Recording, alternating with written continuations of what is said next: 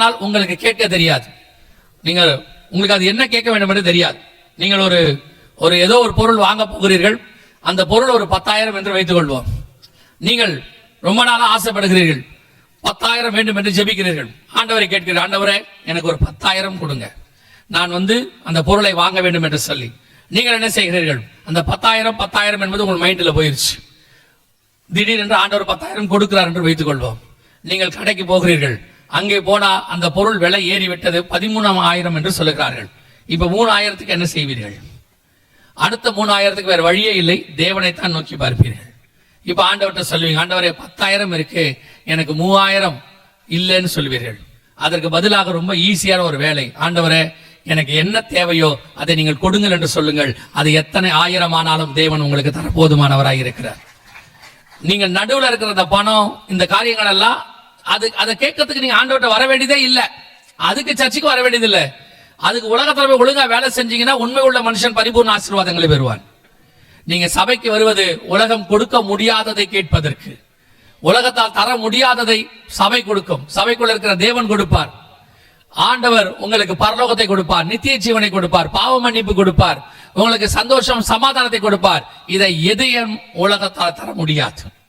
அதனால்தான் நாம் இயேசுவை தேடுகிறோம். இன்னைக்கு கடைசி காலத்துல ஒரு வஞ்சிக்கிற உபதேசம், இப்படிப்பட்ட காரியங்கள் உங்களை வஞ்சிக்கத்தக்கதாக அநேகர் எழும்பி இருக்கிறார்கள். என் நாமத்தை தரித்துக் கொண்டு வருவார்கள். அதான் ரொம்ப இம்பார்ட்டன்ட். இயேசுவின் பெயரை வைத்துக் கொண்டு வருவார்கள். இயேசுவை போல பேசுவார்கள். அங்கதான் நீங்க கேர்ஃபுல்லாக இருக்க வேண்டும்.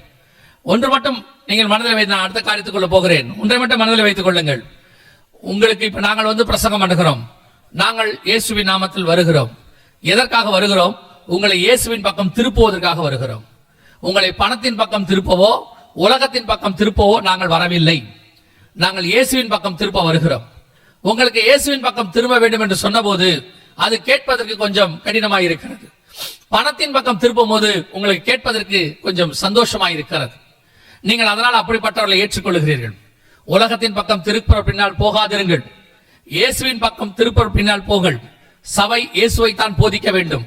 இயேசு கிறிஸ்து கொடுக்கிற வானத்தின் சந்தோஷங்களை குறித்து சபை போதிக்க வேண்டும். அவைகளுக்கு பின்னால் போங்கள். இயேசு உங்களை ஆசீர்வதிக்க போதுமானவராக இருக்கிறார். ஒரு நாளும் அவர் கை விடவே மாட்டார். அப்படி வஞ்சிக்கப்படாமல் நீங்கள் வசனத்துல உறுதியா இருப்பீர்களானால் அடுத்த கட்டமாக இன்னும் ஒன்று நடக்கும். இன்னும் ஒரு காரியத்தையும் நடக்கும் என்று வேதம் சொல்லுகிறது. வாசிங்கள். அதே மத்திய 24ஆம் அதிகாரம் 24வது வசனத்தை வாசிங்கள். ஏனெனில் கள்ள தீர்க்கதரிசிகளும் எழும்பி கூடுமானால் தெரிந்து கொள்ளப்பட்டவர்களையும் வஞ்சிக்கத்தக்கதாக பெரிய அடையாளங்களையும் அற்புதங்களையும் செய்வார்கள். வசனம் சொல்லுகிறது, ஏனெனில் கடைசி நாட்களில் கள்ள தீர்க்கதரிசிகளும் கள்ள கிறிஸ்துகளும் எழும்பி கூடுமானால் தெரிந்து கொள்ளப்பட்டவர்களையும் வஞ்சிக்கத்தக்கதாக என்று வேதம் சொல்லுகிறார். தெரிந்து கொள்ளப்பட்டவர்கள் என்றால் இயேசுவை ஏற்றுக்கொண்டவர்கள், அவருடைய ரத்தத்தாலே கழுவப்பட்டவர்கள், வேறு பிரிக்கப்பட்டவர்கள், பரலோகத்திற்கு என்று கர்த்தரால் முன்குறிக்கப்பட்டவர் என்று அர்த்தம். இந்த தெரிந்து கொள்ளப்பட்டவர்களையும் வஞ்சிக்கத்தக்கதாக, இன்னும் கொஞ்சம் உங்களுக்கு புரியும்படி சொல்ல வேண்டும் என்றால், சபைக்குள் இருக்கிறவர்களையும் சத்தியத்துக்குள் இருக்கிறவர்களையும் ஆண்டவரை உண்மையாய் தேடுகிறவர்களையும் வஞ்சிக்கத்தக்கதாக அற்புத அடையாளங்கள் செய்யப்படும் என்று வேதம் சொல்லுகிறது. அது கடைசி காலத்தில் நடக்கிற அடையாளம். நம்முடைய வருகைக்கான அடையாளங்கள் என்னவென்று கேட்டபோது இயேசு சொன்ன அடையாளங்கள் இதுவும் ஒன்று. கடைசி நாட்களில் கூடுமானால் தெரிந்து கொள்ளப்பட்டவர்களையும் சபையில் இருக்கிறவர்களையும் விசுவாசிகளையும் ஊழியக்காரர்களை கூட வஞ்சிக்கத்தக்கதாக கள்ள கிறிஸ்துகளும் கள்ள தீர்க்கதரிசிகளும் எழும்புவார்கள். இவர்கள் எழும்பி என்ன செய்வார்கள்? நீங்கள் நம்பும்படி அற்புத அடையாளங்களை செய்வார்கள். அதே நேரத்தில் அற்புத அடையாளம் செய்கிற எல்லோருமே கள்ள தீர்க்கதரிசிகளும் அல்ல, கள்ள கிறிஸ்துகளும் அல்ல, கள்ள போதகர்களும் அல்ல. இயேசுவின் நாமத்தினாலே உண்மையாய் இருக்கிறவர்களும் அற்புத அடையாளங்களை செய்வார்கள். அதில் மாற்று கருத்து இல்லை. அற்புத அடையாளங்களை செய்வார்கள். அதே நேரத்தில் கள்ள தீர்க்கதரிசிகளும் கள்ள கிறிஸ்துகளும் இதை செய்வார்கள். இதை எப்படி கண்டுபிடிப்பது? அதான் ரொம்ப முக்கியம். அற்புத அடையாளங்கள் அனைத்தும் வெறும் தேவ ஊழியர்களால் மட்டும் செய்யப்படுவதல்ல. தேவ ஊழியர்கள் அற்புத அடையாளங்களை செய்கிறார்கள். அதில் மாற்று கருத்து இல்லை. தேவ ஊழியர்கள் அற்புத அடையாளங்களை செய்கிறார்கள். அதே வேளையில உலகத்தில் உள்ளதான, இன்னும் சொல்ல போனால் கிறிஸ்துவின் நாமத்தை வைத்துக் கொண்டு இருக்கிற அநேகர் கள்ள தீர்க்கதரிசிகள் கள்ள கிறிஸ்துகளும் அற்புத அடையாளங்களை செய்வார்கள். இந்த டிஃபரன்ஸ், வித்தியாசத்தை எப்படி கண்டுபிடிப்பது? சில மாதங்களுக்கு, சில வருஷங்களுக்கு முன்பாக ஒரு சாட்சியை நான் கேட்டேன். ஒரு மனிதனை நான் சந்திக்க நேர்ந்தது. அவரோடு கூட பேசிக் கொண்டிருக்கும் போது அவர் சொன்னதான வார்த்தை, கடைசி காலத்தில் ஒரு சிலர், எல்லோரும் அல்ல, ஒரு சிலர் இயேசுவின் நாமத்தை சொல்லுகிறார்கள், ஆனால் அற்புத அடையாளங்கள் இயேசுவின் நாமத்தில் நடைபெறுகிறதில்லை. வேதத்தில் இயேசுவே சொல்லுகிறார், பிசாசுகளும் அற்புதங்களை செய்யும் என்று சொல்லி. வெளிப்படுத்தல் புஸ்தகம் 16ஆம் அதிகாரம் 13-14 வசனங்களை வாசிக்கும் போது 3 ஆவிகள், அசுத்த ஆவிகள் புறப்பட்டு வர கண்டேன், அவைகள் அற்புதங்களை செய்கிற பிசாசின் ஆவிகள் என்று வேதம் சொல்லுகிறது. அப்படியானால் பிசாசின் ஆவிகளும் அற்புதங்களை செய்யும் என்று சொல்லி பார்க்கிறோம். இந்த பிசாசின் ஆவிகள் எது? அதே நேரத்தில் கிறிஸ்துவனுடைய ஆவி எது? யார் செய்கிற அற்புதம் சரியானது என்பதை கடைசி காலத்தில் நீங்கள் பகுத்தறிந்து பார்க்க வேண்டியது அவசியமாய் இருக்கிறது. ஒரு சில வருஷங்களுக்கு முன்பாக டிவியிலே வந்ததான ஒரு செய்தி. ஒரு மனிதன், மிகவும் தவறான மனிதன், அவன் கிறிஸ்தவத்தை சாராதவன். அவன் மூலமாக பலருடைய வாழ்க்கை நாசமாக்கப்பட்டது. அந்த மனிதனை பிடித்து சிறைச்சாலையில் வைத்தார்கள். அதற்கு பிறகு அந்த மனிதன் பெயில் வாங்கி, அதாவது ஜாமீன் வாங்கி வெளியே வந்தார். திருப்பியும் அந்த மனிதனை நோக்கி அநேகர் படையெடுத்தார்கள். அவரை போய் பார்த்தார்கள். அப்பொழுது டிவியிலே லைவாக பேட்டி எடுக்கிறார்கள். இவர் மேல இவ்வளவு குற்றச்சாட்டுகள் இருக்கிறதே, நீங்கள் திருப்பி இவரை பார்க்க வந்திருக்கிறீர்கள், இவரிடத்துல வந்து மந்திரிச்சு வாங்கி கொண்டு போகிறீர்கள் என்ன என்று கேட்டபோது அந்த பேட்டியில சொன்ன அம்மா சொன்னாங்க, 1000 குற்றங்கள் இருக்கட்டும், அது நிரூபிக்க கூட படட்டும், அதை பத்தி எனக்கு கவலை கிடையாது. ஆனால் நான் ஒரு வியாதியில இருந்தேன், அவர் என்னை சுகமாக்கினார். நான் போய் பார்த்தேன், அவர் சுகமாக்கினார். கவனியுங்கள். அப்படியானால் இந்த மனுஷன் எப்படி சுகமாக்கினான்? அவர்களுக்கு சுகம் பெற்றது உண்மைதான். அவர்கள் சொல்லுகிறார்கள், நான் 6 வயதிலிருந்து அந்த வியாதியில் இருந்தேன், அந்த மனிதன் என்னை சுகமாக்கினான் என்று சொல்லி. அப்படியானால் அந்த மனிதன் சுகமாக்கினது எப்படி?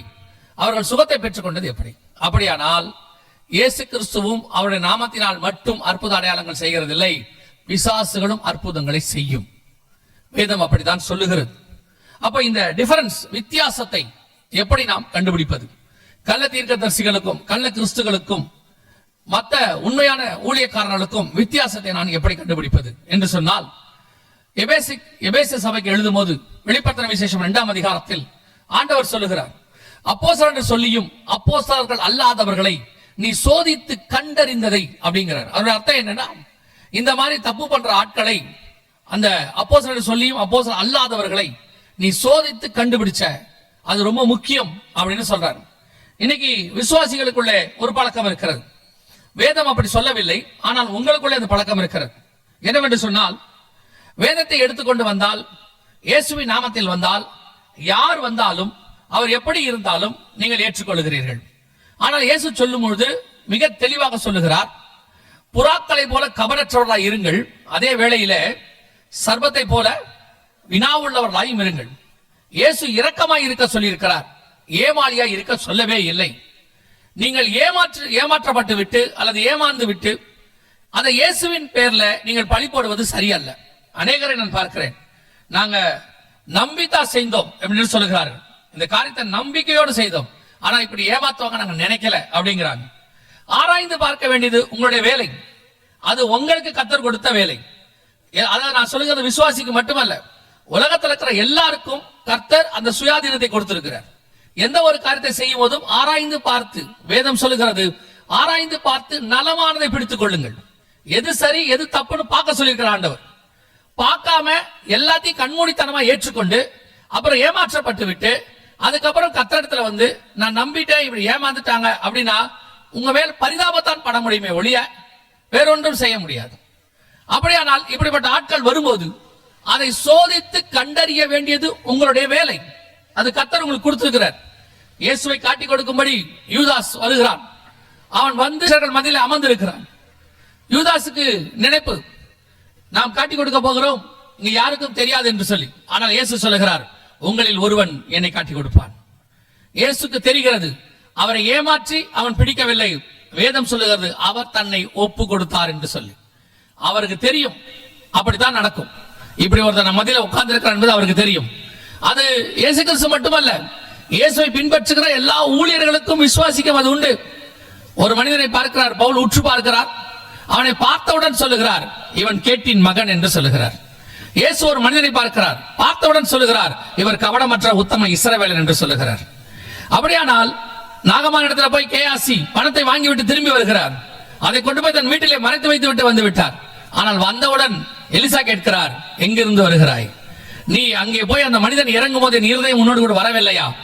கூட இருக்கிறவர்களை அந்த அந்த பகுத்தறிகிறது, அதுக்கு பேர் ஆவிகளை பகுத்தறிகிறது என்று வேதம் சொல்லுகிறது. இன்னைக்கு கடைசி காலத்துல இது ரொம்ப அவசியம். காரணம், கூடுமானால் தெரிந்து கொள்ளப்பட்டவர்களை வஞ்சிக்கிறவர்கள் அநேகராய் இருக்கிறார்கள், சுற்றி தெரிந்து கொண்டிருக்கிறார்கள். ஊழியர்களில் ஆரம்பித்து விசுவாசி வரைக்கும் ஏமாற்றப்படுகிறார்கள். எல்லாரையும் நான் அப்படி சொல்லவில்லை, இன்னைக்கு கொஞ்சம் பேர் அப்படி இருக்கிறார்கள். அவர்களிடத்திலிருந்து காப்பாற்றிக் கொள்ள வேண்டியது உங்களுடைய பொறுப்பு. அதுக்கு தேவன் உதவி செய்வார். ஆனால் நீங்கள் அதற்கு தயாராக இருக்க வேண்டும். நீங்கள் ஒரு காரியத்தை செய்வதற்கு முன்பதாக, எந்த ஒரு காரியத்தை செய்யும் போதும் நீங்கள் ஏமாறக்கூடாது. ஏமாற வேண்டும் என்று கர்த்தர் சொல்லவே இல்லை. ஜாக்கிரதையாக இருங்கள் என்று அநேக இடத்துல, அநேக இடங்களிலே கர்த்தர் சொல்லுகிறார். கேர்ஃபுல்லா இருங்க ஆண்டவர் நிறைய இடத்துல சொல்லுகிறார். ஆனால் நாம் கேர்ஃபுல்லாக இருக்கிறோமா? அப்படி இருந்திருந்தால் எத்தனையோ காரியங்களில் நீங்கள் ஏமாந்திருக்க வேண்டிய அவசியம் இல்லை.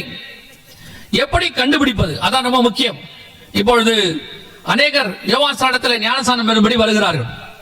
வரும்பொழுது யோவான்ஸ்நானகன் சொல்லுகிறார், இதோ விரியன் பாம்பு குட்டிகள் என்று சொல்லுகிறார். அதே வேளையில இயேசுவும் ஞானஸ்நானம் எடுக்க வருகிறார். இயேசு கிறிஸ்து ஏதோ தனித்துவமாக தேவ தூதர்கள் துணையோடு கூட, பரிவாரத்தோடு கூட, அல்லது தலைக்கு பின்னால் ஒரு ஒளிவட்டத்தோடு கூட அவர் அப்படியெல்லாம் வரவில்லை. இயேசு அந்த ஆயிரம் மக்கள் வரும்போது அவரும் அவர்களோடு கூட ஒருவராய் வருகிறார். ஆனால் இயேசு வந்து நின்ற உடனே யோவான்ஸ்நானகன் சொல்லுகிறார், இந்த உலகத்தின் பாவத்தை சுமந்து தீர்க்கிற தேவாட்டுக்குட்டி என்று சொல்லுகிறார். எப்படி மற்ற மனுஷர்களை பார்க்கும்பொழுது பாம்பு குட்டி என்றும் இயேசுவை பார்க்கும்பொழுது ஆட்டுக்குட்டி என்றும் அவரால் கண்டுபிடிக்க முடிகிறது. இதற்கு பேர் தான் ஆவிகளை பகுத்தறிதல். உங்களிடத்தில் வந்து ஒரு மனுஷன் பேசும் பொழுது, அந்த மனுஷனுடைய காரியங்கள் செய்யும் போது நமக்கு ஒரு உணர்வு வர வேண்டும். நமக்குள்ள இருக்கிற ஆவியானவர் உணர்த்த வேண்டும். அப்படி இல்லை, நீங்கள் அப்படி உண்மையாய் தேவன் இருந்தால் ஏதோ ஒரு விதத்தில் அவனை உங்களுக்கு ஆண்டவர் சொல்லிக் கொடுப்பார். இவன் இப்படி இருக்கிறான், ஏதோ ஒரு விதத்தில் காட்டுவார். நீங்கள் அதை பார்த்து புரிந்து கொள்ள வேண்டும். ஆனால் நாம் அதை செய்கிறதில்லை. நம்மை பொறுத்த வரைக்கும் நம்மிடத்துல யாராவது கனிவாக பேசினால் அவர்கள் நல்லவர்கள், யாராவது கடிந்து கொண்டு பேசினால் அவர்கள் கெட்டவர்கள். நாம் என்ன செய்தாலும் நம்மை கண்டிக்காமல் ஒருத்தர் விட்டுவிட்டால் அவர் ரொம்ப நல்லவர். ஆனால் நாம் தவறு செய்யும் போது ஒருத்தர் கண்டித்தால் அவர் நமக்கு கெட்டவர். நாம் இந்த மனோபாவத்தில் இருக்கிறவர்கள். அதனுடைய விளைவு என்ன? இன்னைக்கு திருச்சபைகளில் கூட இந்த பிரச்சனை நடக்கிறது.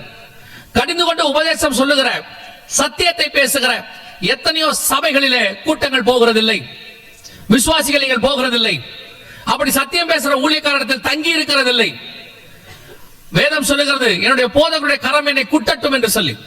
ஆனால் நீங்கள் அப்படிப்பட்ட சத்தியத்தை நீங்கள் போகிறதில்லை. அதே வேளையிலே சத்தியம் இருக்கோ இல்லையோ, அங்கே கர்த்தர் இருக்கிறாரோ இல்லையோ, உங்களிடத்துல வந்து கொஞ்சம் பரிவாய் பேசினால் போதும், உடனடியாக போய்விடுகிறீர்கள். உங்கள் சபையிலே உங்கள் ஊழியக்காரர் ஒரு ஊழியத்தை நடத்துவதற்கு எவ்வளவு கடினமாக கஷ்டப்பட்டு கொண்டிருக்கிறார் என்று உங்களுக்கு தெரியும். உங்கள் கண்களுக்கு முன்பாக பார்க்கிறீர்கள். ஆனால் அவருக்கு கொடுக்க வேண்டும் என்று உங்களுக்கு தோணாது. அதே நேரத்தில் யாராவது யூடியூப்லயோ வாட்ஸ்அப்லயோ கொஞ்சம் 4 வார்த்தை உங்களுக்கு ஏற்றார் போல பேசிவிட்டால் உடனடியாக அவரை தாங்க தொடங்கி விடுகிறீர்கள். நீங்கள் அவரை தாங்குவதை தவறு என்று சொல்லவில்லை. உங்கள் கண்களுக்கு முன்பாக சத்தியத்தை பேசுகிற, உங்களுக்கு போஷிக்கிற, உங்களுக்காக ஜெபிக்கிற உங்கள் ஊழியக்காரரை ஏன் உங்கள் மனம் ஏற்றுக்கொள்ளவில்லை தெரியுமா? அவர் சத்தியத்தை சொல்லுவதனால், கடிந்து கொள்வதனால். அதுதான் இன்னைக்கு திருச்சபையினுடைய பிரச்சனை, விசுவாசிகளுடைய பிரச்சனை. சத்தியத்தை கேட்க நீங்கள் தயாராக இல்லை. பேதுரு பேசின போது இருதயத்தில் குத்தப்பட்டார்கள் என்று வேதம் சொல்லுகிறது. ஆனால் இன்னைக்கு அப்படிப்பட்ட காரியங்களை பேசினால் சபையை விட்டு நீங்கள் போய்விடுவீர்கள். போதகர் நம்மை கடிந்து கொள்ளுகிறார், எப்ப பார்த்தாலும் திட்டுகிறார் என்று சொல்லி ஒரு கூட்டம் போய்விடுகிறது. நன்றாய் கவனித்துக் கொள்ளுங்கள். உங்களை ஏமாற்றுகிற சர்ப்பமானது, பிசாசானது வஞ்சிக்கத்தக்கதாய் பேசும், வஞ்சிக்கத்தக்கதாய் உங்களிடத்தில் இடைவிடும். ஆண்டவர் சொல்லும் போது சொன்னார், இந்த விருட்சத்தின், இந்த மரத்தினுடைய பழத்தை சாப்பிட்டால் நீ சாகவே சாவாய். இது ஆண்டவர் சொன்னது. பிசாசு சொன்னது, இதை சாப்பிட்டால் நீ சாக மாட்டாய். கேட்பதற்கு எது பாசிட்டிவ், எது மோட்டிவேஷனல்? இன்னைக்கு கடைசி காலத்துல சொல்றாங்க மோட்டிவேஷனல் ஸ்பீச், பாசிட்டிவ். உள்ளதை உள்ளதென்று சொன்னால் அது நெகட்டிவ். உள்ளதை மறைத்து உங்களுக்கு ஏற்றார் போல் பேசினால் அது மோட்டிவேஷனல், பாசிட்டிவ். நன்றாய் கவனித்துக் கொள்ளுங்கள். இன்னைக்கு அப்படிப்பட்டவர்கள் தான் அதிகமாய் இருக்கிறார்கள். உங்களை வஞ்சிக்கிறார்கள். இவர்கள் உங்களை வஞ்சிக்கிறதுக்கு செய்கிற அடுத்த காரியம் என்னவென்று சொன்னால் அற்புத அடையாளங்களை செய்கிறார்கள். அந்த அற்புத அடையாளங்களை செய்யும் போது நீங்கள் மயங்கி விடுகிறீர்கள், அல்லது அந்த அற்புத அடையாளங்களை வைத்து அந்த ஆளை நிர்ணயிக்கிறீர்கள். வேதம் தெளிவாய் சொல்லுகிறது, அற்புத அடையாளங்களை வைத்து நிர்ணயிக்க கூடாது. அவருடைய கனிகளை வைத்து நிர்ணயிக்கணும், வரங்களை வைத்து அல்ல. இன்னைக்கு கடைசி காலத்தில் சபை வரங்களை வைத்து நிர்ணயிக்கிறது. ஒரு அற்புத அடையாளம் நடந்தால், தீர்க்க தரிசனம் உரைத்தால், ஏதோ நடக்கிற காரியத்தை அப்படியே உண்மை என்று சொல்லிவிட்டால் உடனடியாக அவரை பிடித்துக் கொள்கிறீர்கள். இந்த வருஷம் இப்படி இருக்கும், உனக்கு இப்படி நடக்கும், உன் வீட்டில் இப்படி ஒரு நடக்கும் என்று சொல்லிவிட்டால் உடனடியாக நம்பி விடுகிறீர்கள். வேதம் சொல்லுகிறது, சவுல் பொல்லாத ஆவியினால் நிரப்பப்பட்டவனாய் வீட்டுக்குள் உட்கார்ந்து தீர்க்க தரிசனம் சொல்லிக் கொண்டிருந்தான் என்று சொல்லி. அன்னைக்கும் உங்களை போலவே அநேக ஜனங்கள் இருந்தார்கள். அவர்கள் சொல்லுகிறார்கள், சவுலும் தீர்க்க தரிசிகளில் ஒருவனாக எண்ணப்பட்டான் என்று சொல்லி. சவுலுடைய தீர்க்க தரிசனத்துக்கும் அதே இப்படி கவனித்து பாருங்கள். தாவீது ராஜா என்று சொல்லுகிறோம், ஆனால் அவன் பாடின சங்கீதங்கள் பல சங்கீதங்கள் தீர்க்க தரிசனமானவை. கர்த்தரை பத்தி அவன் பாடி வைத்திருக்கிறான். ஆனால் அவனை தீர்க்கதரிசி என்று சொல்லாத அன்னைக்கு உள்ள மக்கள் ஆனால் சவுலை தீர்க்கதரிசி என்று சொன்னார்கள். இதுதான் இன்னைக்கும் நடக்கிறது. இந்த தீர்க்க தரிசனம் எப்படி இருக்கும்? கவர்ச்சியா இருக்கும், உங்களுக்கு ஏற்றார் போல இருக்கும். வேதாகமத்தை எடுத்துக்கொள்ளுங்கள், நீங்கள் கவனித்து பாருங்கள். தீர்க்கதரிசி எங்கே ஆரம்பிக்கிறது? வேதத்தை பொறுத்த வரைக்கும் ஆபிரகாம் காலத்திலிருந்து ஆரம்பிக்கிறது. அநேக தீர்க்க தரிசனங்கள் இருக்கிறது. எந்த தீர்க்க தரிசனமாவது உங்களுக்கு ஏற்றார் போல் சொல்லப்பட்டிருக்கிறதா என்று கவனியுங்கள். அதே நேரத்தில் தீர்க்க தரிசனம் கடிந்து கொள்வதற்காக கொடுக்கப்பட்டிருக்கிறது.